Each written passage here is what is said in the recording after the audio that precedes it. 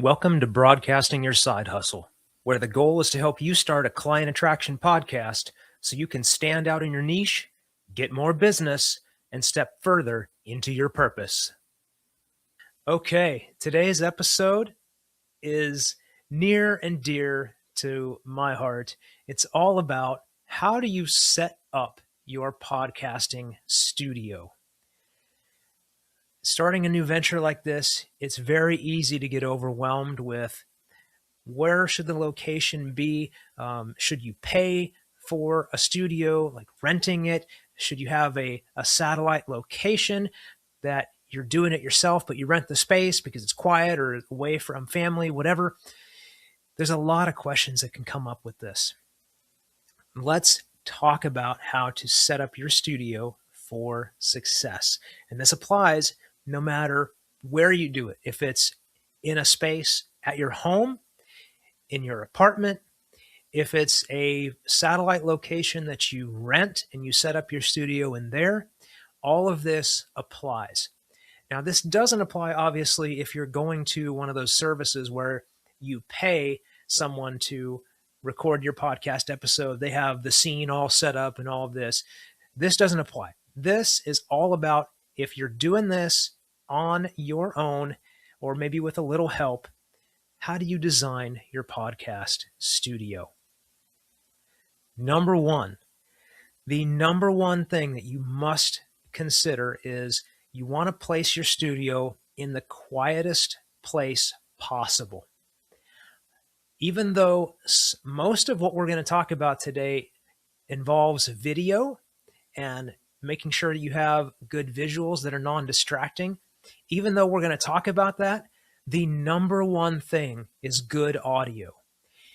Statistics show over and over, if you have bad video but good audio, people will still watch.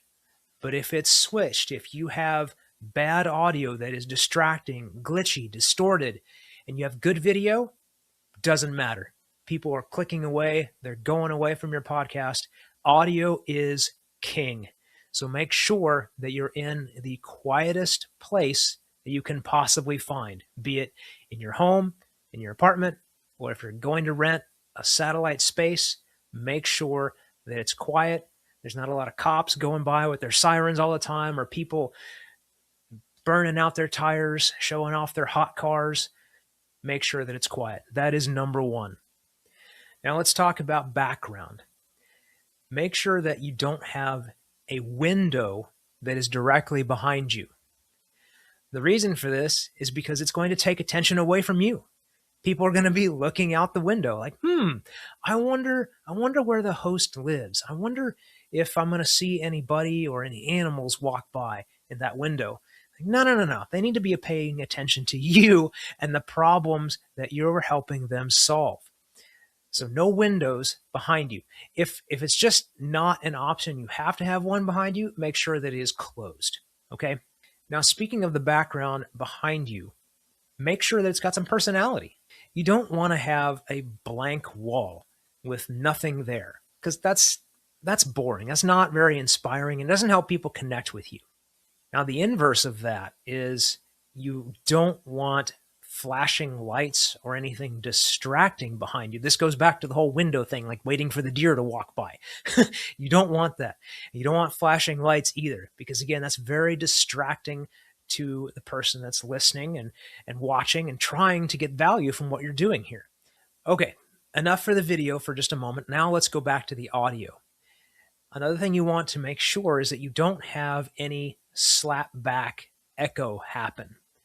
Now, what that means is if you walk into your podcasting room that you're thinking about using, if you snap your fingers and you hear that snap come back to you almost immediately, that little high-pitched echo, like if you hear that, it means your room is way too live, is what that's referred to as in the audio space. It's way too live. You've got that echo. That's what you need to get rid of. Now, how do you do this? Well, if this room is the quietest spot, but it has that slapback echo, there are some things that you can do that are fairly inexpensive. Number one is rugs. If you're dealing with that slapback echo, chances are you've got a hard surface floor with no carpet. So put a rug down, maybe 2 rugs, depending on the size of the room. Another thing you can do is if that room does not have drapes, you can put drapes on the windows. That will help soak up that echo, that slapback.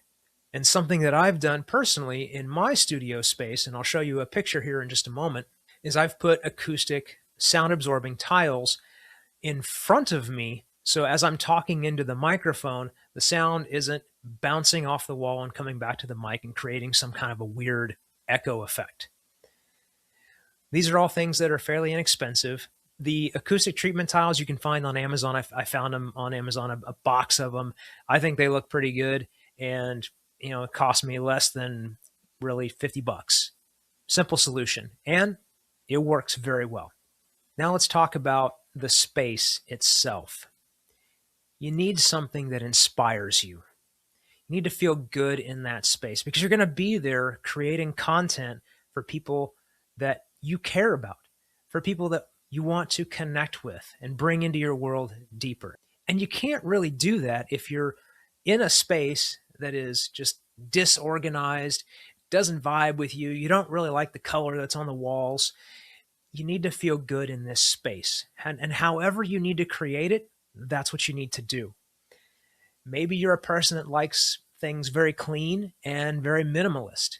So you can't have a lot of clutter there. You can't have a bunch of cords and wires everywhere. It needs to be clean and just sleek and ready to go. Or maybe you're a techie type of person and you like having those colored lights behind you. Maybe you have features on keyboards and computers and all of technology, and you incorporate that into your setup, in your surroundings, into your background, because it makes you feel good and you can really deliver the value when you feel good. Or maybe you've got a more upscale type of podcast and you want your surroundings to feel swanky, feel luxurious. Well, how can you create that in the space? Not only surrounding you, but represent that in the background as well. These are all things that are going to help you feel good in your space and, more importantly, create good audio for you. And if you're going to incorporate video, help you incorporate good video that is non-distracting and connected to your brand. And speaking of brand, if you're going to do a video podcast, be mindful of how your background, the color on the walls, the treatments, how those reflect your brand. If you take a look behind me, you can see that deep blue wall. That wasn't an accident. Blue is part of the colors of my branding. Hence the blue wall, blue shirt. White is also part of the color of my branding. Hence the white bookshelf. Very simple examples of how you can create continuity between your video podcast and your brand so that people have that same type of feeling when they eventually go from watching you to your website. They have that sense of continuity. So there you go. Some very simple, actionable tips about how to set up your studio so you have great sound, great video, and you feel good in your space so you can really deliver the value. And speaking of value, if you did get value from this episode, whatever platform you're on, give it a like, give it a follow, subscribe, download, whatever that platform lets you do to express the fact that you like what you've heard here today. That's all I ask is that you do that. And if you have more questions about how to build out your studio, maybe certain pieces of gear, or any other question involved in creating your client attraction podcast, put those questions in the comments. This helps me create episodes that really connect with you and drive more value so we can accomplish the mission together of getting you more clients through your podcast so you can leave that 9-to-5 world behind.